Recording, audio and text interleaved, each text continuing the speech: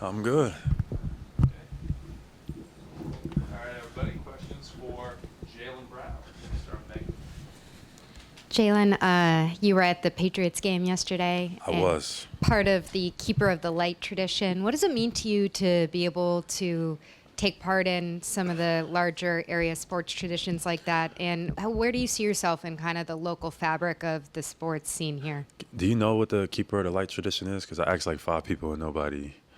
It's like ringing the bell and a Wahlberg stands up there. Yeah, every but game. what is it ringing the bell? What does it symbolize? Does it symbolize anything, or is it just? I was just like alert everybody that the game is. Okay, gotcha.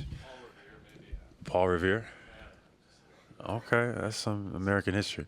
It was fun. It was fun. Took some of the guys with me. It was a good experience. I'm scared of heights. That's something. So I didn't know that it was going to be that high up. But I think I overcame my fears. So just because you have fears doesn't mean you should let them stop you from doing what you want to do. Hey, Jaylen, over here. You guys lost a lot of voices in the locker room this summer. Drew, Al, KP. How are you stepping up as a leader for this team? What have you done this summer? And how have some of your teammates who are here, who have been here for a few years, doing the same thing? Yeah, it's a little bit sad. You know, a lot of the guys I spent a lot of time with. We had such a great group over the last couple of years. To see them not be around anymore, obviously, is gonna have an effect on our team. But we got 5 new players that we got to get onboarded and acclimated into the system. So, you know, I'm trying to expedite that chemistry building, that trust building, so you guys can see like a really good product when we get to the floor. But some of that stuff takes time, you know, so we'll see how it goes. We got a bunch of great guys, young guys, but integrating them into our system, our way of playing basketball, building that chemistry and trust doesn't happen overnight. So we got some work to do, but I'm looking forward to it. John, then Bobby. Jaylen, you seem to be putting yourself out there a little bit more. You're doing your streaming. You're doing a lot more, a little bit more visible than before. Is that part of a kind of like a new attitude, a new phase, a new approach? What's all that? I think I would say that. A lot of times I've felt like I had to operate a certain way in order to try to kind of protect myself, and you know, it was kind of the way that I feel like I had to be in order not to like lose my mind a little bit. But I feel like I've gotten to a point in my life where I'm at peace, and I feel like I can express more of myself to the world in a sense where I just haven't opened up at all over the last 5, 6, 7, 8, 9, 10 years. So just starting that journey, I started maybe a year ago, you know, doing some different things, designing, you know, just expressing myself more creatively, but, you know, more so showing the world who Jaylen Brown really is. Would you call that like just a different level? I'm going to say the word maturity, not that you were immature before, but like, is there a different level of maturity there? I think just a different level of peace that I've been able to reach, you know, internally, where at times I would struggle with the dynamic between certain things, maneuvering through certain spaces, dealing with the media, dealing with the expectations, and dealing with, you know, the pressure that kind of comes with being in the position that you're in. So I had to like close myself off so I could not lose my mind a little bit. But I'm at the point now where I feel like, you know, I don't care. All the pressure, all the expectations, all that stuff is real, but I don't need to put anything extra on myself at all. You know, I know who I am. I know what I'm capable of. So I'm going to just shine my light and let the chips fall where they may. Bobby, then Noah. Similar to that, how much are you looking at this year as an opportunity to show that you can do more, and, you know, with the extra opportunity that you have, you know, take advantage of that? And obviously you've had to sacrifice at different points in your career. Is that something you're thinking about going into this year? Not really. I find at times it tries to like enter my brain, but not really. I feel like I've shown that at different points in my career. And I feel like, you know, that's the narrative or the storyline that everybody wants to go with. But, you know, I'm going to approach it the same way I've always approached it. You know, obviously I'm going to have more responsibility with Jayson not being here, but it also gives a chance for other guys to step up. So empowering other guys, trusting your teammates more, trying to, accelerate guys' learning curve and play some good basketball. I think that's what people want to see. Jaylen, it seems like a big theme of your summer has been community, whether in Boston or going back home and kind of going into school, things like that. Even your Twitch streaming, you talked about like the fans that you're kind of dedicating the season to. Could you share a little bit more about what that's about, the idea that this season is kind of devoted to the people that have supported you, or kind of like what your mindset is there? Yeah, like I've been in Boston for a long time, and, I'm so grateful for all the people who have, supported me. I'm grateful for the people who haven't, but I'm grateful for the people who have, so I don't even call them fans anymore. They're like family or like supporters that just appreciate what you do on the court, but like what you do off the court as well, what you spend, how much time you spend in the community, how you allocate your resources, and who you are as a person, where sometimes that gets like put to the side, like where people only care about entertainment and they think that, I'm here or we're here to just entertain, and that's where, I disagree. You said over the offseason that this is like a new era, or feels like a new era after all that's changed. You talked about onboarding the new guys, which is an interesting word.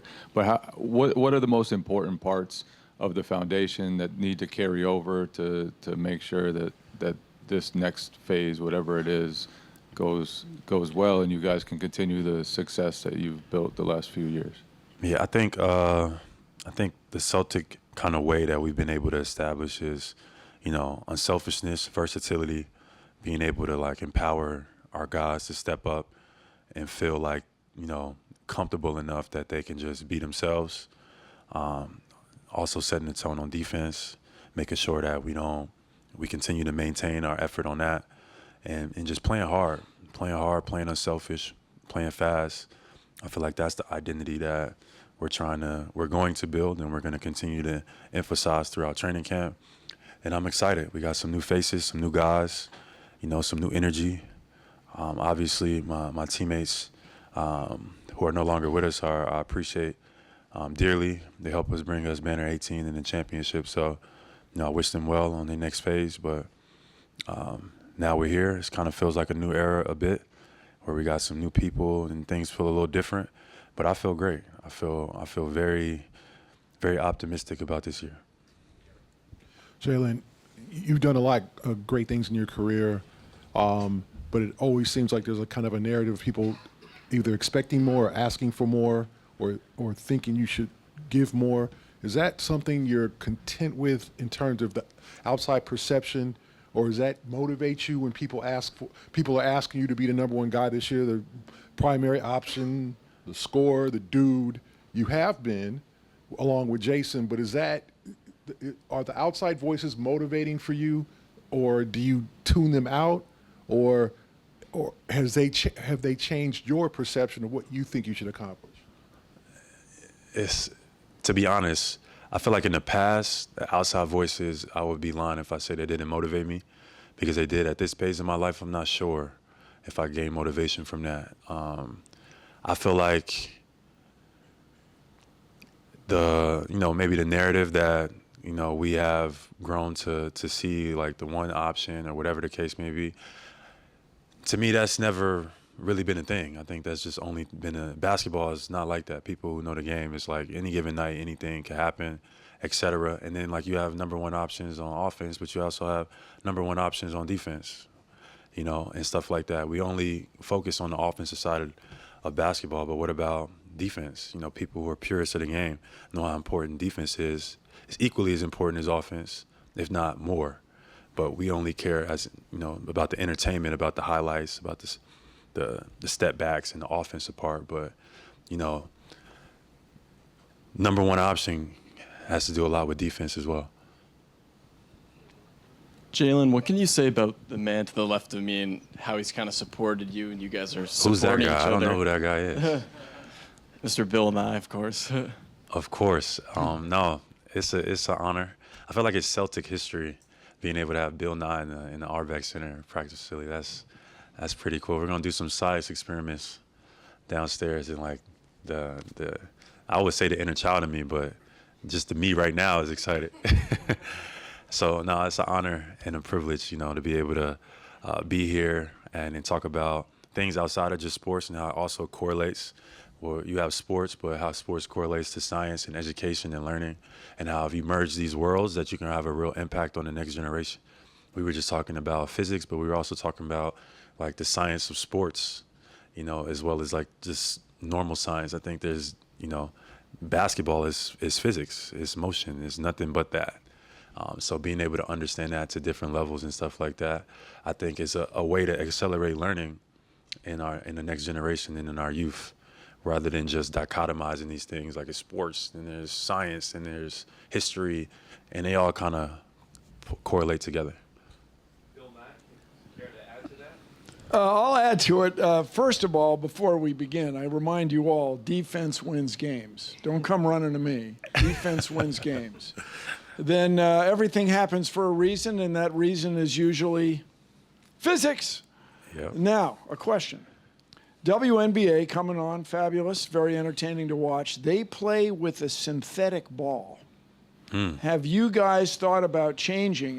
My understanding is you give the new balls to the new guys and make them break it in because the balls are too difficult to get a grip on at first. Have you guys thought about changing to a synthetic ball? 100%. I think to this day we still use like pigskin as a basketball. Yeah. And I've actually pushed a few years back to make the ball more sustainable. I had an idea that I proposed, I think even to Boston. I don't know if Sully's here, but maybe he can back me on this. Propose like a basketball made of like recycled material of like trash in Boston. So it's like you have like a ball that's made from like the essence of like your environment, but it's all sustainable. But I think it got turned down. Let's go. Thank you, Jaylen. Thank you, everybody. Thank you, No Bill. problem. Thank you guys.